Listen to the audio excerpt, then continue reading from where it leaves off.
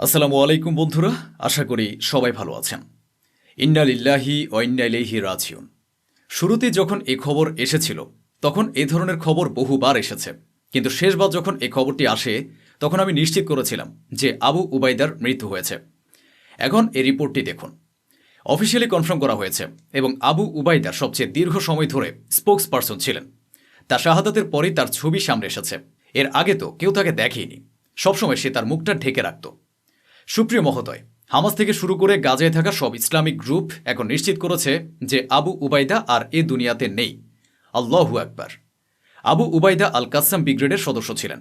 তিনি ধীরে ধীরে এই মর্যাদায় পৌঁছেছিলেন। এই আল কাসসাম গ্রুপে দেখুন পোস্টার জারি করে স্বীকার করেছে, ঘোষণা করেছে যে আমাদের আবু উবাইদার সঙ্গে সঙ্গে আরও বহু কর্মকর্তা বা অফিসিয়ালও শহীদ হয়েছেন। অর্থাৎ শুধু আবু উবাইদা নন, তার সঙ্গে হামাসের আল কাসসাম ব্রিগেডের আরও শীর্ষ নেতারাও নিহত হয়েছেন। সহজ ভাষায় বললে আল কাসসাম ব্রিগেড পুরোপুরি ধ্বংস হয়ে গেছে। আর এই যে মানুষটি আবু উবাইদা, তিনি একাই নেতানিয়াহুকে নাস্তানাবুদ করে দিয়েছিলেন। তিনি যখনই সামনে এসে বক্তব্য দিতেন তখন আমেরিকা থেকে শুরু করে ইসরায়েল পর্যন্ত তোল পার পড়ে যেত। এখন কি হবে? আবু উবাইদা একদিকে কথা বলতেন আর অন্যদিকে ইসরায়েলে ক্ষেপণাস্ত্র আছড়ে পড়ত। আবু উবাইদা বলতেন ইসরায়েলে 1 মিনিটের মধ্যে ক্ষেপণাস্ত্র পড়বে। এদিকে অফিসিয়াল স্টেটমেন্ট দেওয়া হতো আর ওদিকে ইসরায়েলে সত্যি ক্ষেপণাস্ত্র আছড়ে পড়ত। এখন সেই মানুষটি এবং তার পুরো টিমই শেষ হয়ে গেছে। এখন আবু উবাইদার জায়গায় যে নতুন স্পোকস পারসন এসেছেন, তিনি আবু উবাইদার প্রতি ভালোবাসা ও সম্মানেই নিজেকে আবু উবাইদা নামে পরিচয় দিচ্ছেন। বিভ্রান্ত হবেন না, ইনি হলেন কাসসাম ব্রিগেডের নতুন স্পোকস পারসন। তিনি বলেছেন যে জায়নিস্ট শত্রু তাদের লোকদের ডিল করে মুক্ত করিয়াছে, যুদ্ধ করে নয়। তারা আমাদের সামনে পুরোপুরি পরাজিত হয়েছে এবং ডিল করেই নিজেদের লোকদের বাঁচিয়েছে। আর ফিলিস্তিনের মানুষ কখনোই অস্ত্র সমর্পণ করবে না, আর আমরা ইসরায়েলকে কখনো স্বীকৃতি দেব না। তিনি আরও বলেন আমরা লড়াই চালিয়ে যাব। একই সঙ্গে তিনি বলেন ইসরায়েল যে সিজফায়ার করেছে সেই সিজফায়ার ইসরায়েলি বারবার লঙ্ঘন করেছে। ওদিকে নেতানিয়াহু আমেরিকায় পৌঁছে গেছে। এই খবর আমি আপনাকে গতকালই জানিয়েছিলাম। ডিফেন্স মিনিস্টারের সঙ্গে তার বৈঠক হয়ে গেছে। পাশাপাশি আমেরিকার বড় বড় কর্মকর্তাদের সঙ্গে নেতানিয়াহুর বৈঠক শুরু হয়ে গেছে।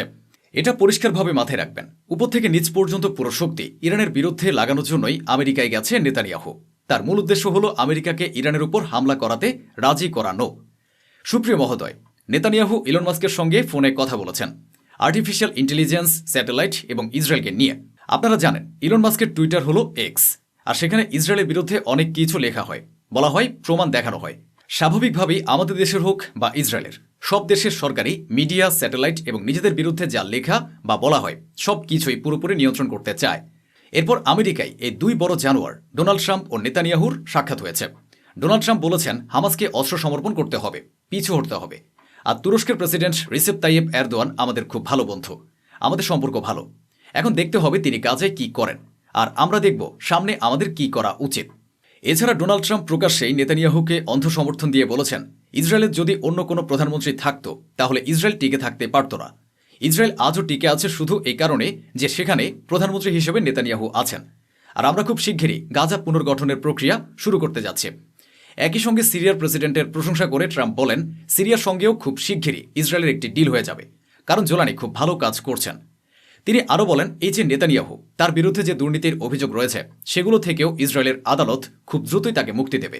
এ নিয়ে আমরা কথা বলছি, কাজ করছি। এরপর ইরান প্রসঙ্গে কথা আসে। ডোনাল্ড ট্রাম্প বলেন আমি শুনেছি ইরান আবার নিজেকে নতুন করে গড়ে তুলছে, তাই আমরা স্পষ্ট করে জানিয়ে দিচ্ছি ইরান যদি তা করে তাহলে আমরা আবারও হামলা করব। অন্যদিকে আমি এটাও শুনেছি যে ইরান আমাদের সঙ্গে ডিল করতে চায়, সুতরাং আমরা ইরানের সঙ্গে কথা বলবো এবং ডিল করার চেষ্টা করব। শুনুন। Now I hear that Iran is trying to build up again, and if they are, we're going to have to knock them down. We'll knock them down. We'll knock the hell out of them, but hopefully that's not happening. I heard Iran wants to make a deal. If they want to make a deal, that's much smaller. ওদিকে সাংবাদিকরা যখন জিজ্ঞেস করলেন আপনি কি নেতানিয়াহুকে ইরানের উপর হামলা করার অনুমতি দেবেন, তখন ডোনাল্ড ট্রাম্প বললেন হ্যাঁ, ইরানের ব্যালিস্টিক মিসাইল ধ্বংসের ক্ষেত্রেও হ্যাঁ, হামলা করতে দেওয়া হবে। আর পারমাণবিক বিষয়ে মানে যদি ইরান নিউক্লিয়ার অস্ত্র বানায় তাহলে আমরা দ্রুত হামলার অনুমতি দেব। অর্থাৎ দুই ক্ষেত্রে ইসরায়েলকে অনুমোদন দিয়ে দেওয়া হয়েছে। শুনুন।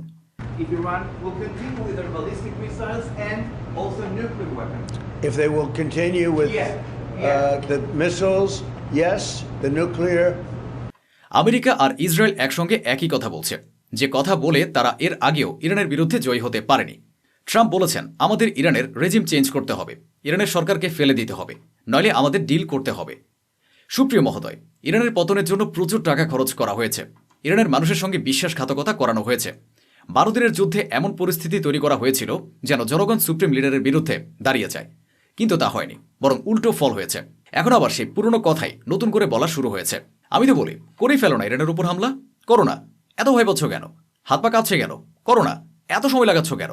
চলো ইরানের উপর হামলা করো, তারপর ইসরায়েলের মানচিত্রটা ভালো করে দেখে নিও। এরপর আমরা ইরানের সুপ্রিম লিডারের উপদেষ্টার তাৎক্ষণিক বিবৃতি পেয়ে গেছি। একদিকে ডোনাল্ড ট্রাম্প হুমকি দিলেন, আর ওদিকে ইরানের সুপ্রিম লিডারের পক্ষ থেকেও সঙ্গে সঙ্গে বিবৃতি চলে এলো। কি বলা হয়েছে? এই নিন প্রমাণ। ইরানের সুপ্রিম লিডারের উপদেষ্টা বলেছেন, যদি আমাদের ক্ষেপণাস্ত্র ও আমাদের ড্রোন সিস্টেম নিয়ে কোনো বক্তব্য দেওয়া হয়, সেগুলো থামানোর চেষ্টা করা হয়, কিংবা কোনো ধরনের পদক্ষেপ বা ভুল সিদ্ধান্ত নেওয়া হয়, তাহলে আমরা শক্ত হাতে জবাব দেব, সম্পূর্ণ শক্তি প্রয়োগ করব, অর্থাৎ একেবারে দাঁত ভাঙা জবাব দেওয়া হবে। এখন ভাবুন, যখন ইরানের সুপ্রিম লিডারের উপদেষ্টা প্রকাশ্যে মাঠে নেমে এমন জবাব দিচ্ছেন এবং বলছেন, ভাই আমরা মারব, খুব মারব, তখন বুঝে নিন ইরানের মুড কী রকম।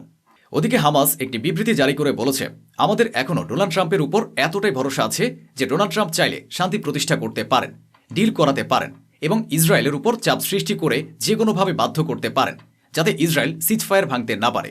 প্রথম কথা আমি এটুকুই বলবো, তুমি জোর করে ঢুকে যে এই পুরো ফাঁদে পড়লে, এই ফাঁদটা কার ছিল? ফাঁদটা ছিল নেতানিয়াহুর। ফাঁদটা আগেই পাতা ছিল, তুমি তাতে আটকে গেলে, ঢুকে ইসরায়েলি মানুষদের হত্যা করলে। ঠিক তাই তো হয়েছিল 7 অক্টোবর 2023-এ। তোমাদের জন্য বর্ডার ঢিলা করে রাখা হয়েছিল, তোমরা ঢুকলে কাজটা করে ফেললে, ভেবেছিলে বাহ তীর মারলাম, অপারেশন সফল। তারপর কি হলো? দুনিয়া দেখেছে আজ পর্যন্ত ইসরায়েল তোমাদেরই মারছে, আর এখন আবার আমেরিকার উপর ভরসা, ডোনাল্ড ট্রাম্পের উপর ভরসা। বাহ ভাই, কি কথা। সুপ্রিয় মহোদয়, সৌদির এক কর্মকর্তা বড় কথা বলেছেন। তিনি বলেছেন, ইসরায়েল সোমালিল্যান্ডকে স্বীকৃতি দিয়ে সৌদি আরবকে নিজেদের থেকে আরও দূরে সরিয়ে দিয়েছে। ডিল হতে পারত, আলোচনা হতে পারত, পরিস্থিতি ভালো হতে পারত, কিন্তু এখন তার উল্টোটা হয়েছে। সৌদি আরবের সরকার এখন ইসরায়েল থেকে আরও দূরে সরে গেছে। ওদিকে সোমালিয়াকে তো ইসরায়েল কার্যত 2 ভাগে ভাগ করে ফেলেছে। একদিকে সোমালিল্যান্ড আলাদা, আর অন্যদিকে সোমালিয়া আলাদা। এখন সোমালিয়ার যে নিরীহ অঞ্চলগুলো আছে, সেখানকার মানুষ ফিলিস্তিনের পক্ষে রাস্তায় নেমে এসেছে। দেখুন,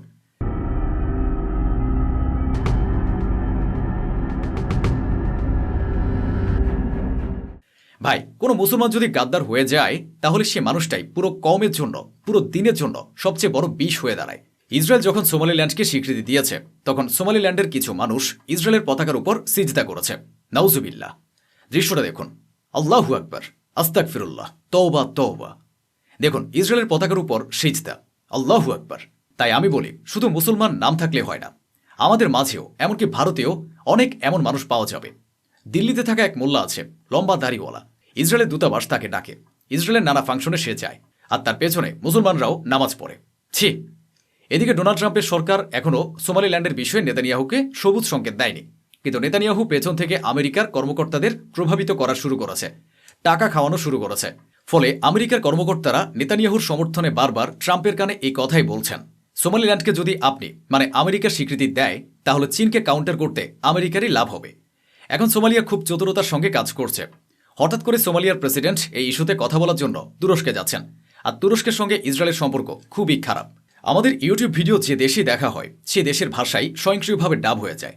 তাই আমি রিসেপ তাইয়েব এরদোয়ান ও তুর্কি মিডিয়ার কাছে একটি বার্তা দিতে চাই। যেহেতু ইসরায়েল সোমালিল্যান্ডকে অনুমোদন দিয়ে সেখানে নিজেদের সেনা মোতায়েন করছে, তাই সোমালিয়ার ভেতরে তুরস্কের সেনা ও তুরস্কের রাডার মোতায়েন করা উচিত। এটি আমার ছোট্ট একটি আইডিয়া। আলহামদুলিল্লাহ, সিরিয়ার ভেতরে তুরস্ক ইতিমধ্যেই রাডার বসিয়ে দিয়েছে, আর ইসরায়েলের পেটে যেন মোচড় লেগে গেছে, না পালাতে পারছে না কিছু থামাতে পারছে।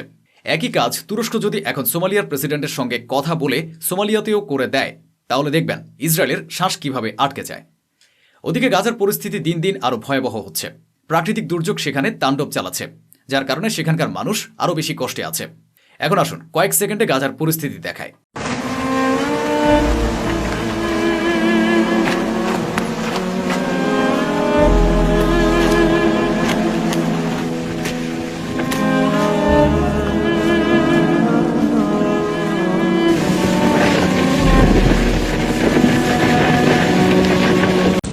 نصور للناس نساعد الناس غير وجود هذه الامطار الصعبه يا جماعه القيام اللي قاعده بتصير سبب يقول الامطار العالم مش حسبنا الله البحر. ونعم الوكيل.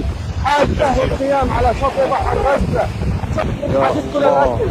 شوفوا الله في اهل غزه، شوفوا الناس كيف عايشه. احنا جايين عشان نحاول نلبي ولا جزء من احتياجاتهم. بجمع العلب كيف عشان نسكر ايش صار عندكم الليل؟ والله على 3:30 دائما وبنات البحر داخل عليه والمطر وفينا شايف الله عن كيف يا الله يا جماعة الناس يا جماعة نايمة على شط البحر بس يا جماعة لقيت حالها في المي حسبي الله ونعم الوكيل বন্যা আর বৃষ্টির কারণে কি অবস্থা হয়েছে? সুপ্রিয় মহোদয়, আপনারা কি নিরীহ শিশুদের কথা শুনবেন? এক নিষ্পাপ শিশু বলছে, আমরা আমাদের টেন্টে ঘুমাচ্ছিলাম, হঠাৎ বন্যা এলো, ঝড় এলো, এখনও খুব ঠান্ডা, এখানে বৃষ্টি হচ্ছে, আমরা ক্ষুধার্ত, আমরা কি করব? শুনুন।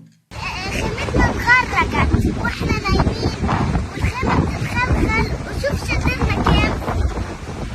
هذه خيمتك؟ اه وفراشنا مبهدلات والليل غرقنا. সুপ্রিয় মহোদয়, গাজার ভেতরে এই ঝড় ও বৃষ্টির কারণে শত শত ভবন ইতিমধ্যে ধসে পড়েছে। আর রিপোর্ট বলছে এমন বন্যা, বৃষ্টি আর ঝড়ের কারণে আরও প্রায় 30,000 ভবন ধসে পড়ার ঝুঁকিতে রয়েছে। এই 30,000 ভবনে প্রায় 1.5 লাখ ফিলিস্তিনি বসবাস করে, অর্থাৎ 1.5 লাখ ফিলিস্তিনি ভয়াবহ বিপদে রয়েছে। ইউএই বিশ্বাসঘাতক, সাহায্যের জন্য এগিয়ে আসছে না। সৌদি আরব বেহায়া, সাহায্যের কোনো উদ্যোগ নিচ্ছে না। কোনো আরব দেশই এমন পরিস্থিতিতে গাজার জন্য এগিয়ে আসছেন না। মানবিক ভিত্তিতে কেউ সাহায্য করছে না। তাহলে আপনি গাজার পরিস্থিতি কিভাবে বুঝবেন? তো বন্ধুরা, এই ছিল আজকের আয়োজন, যা স্বচ্ছভাবে আপনাদের সামনে তুলে ধরা হলো। আশা করি আমাদের এই প্রচেষ্টা আপনাদের ভালো লেগেছে। অসংখ্য ধন্যবাদ। সুস্থ থাকুন, ভালো থাকুন।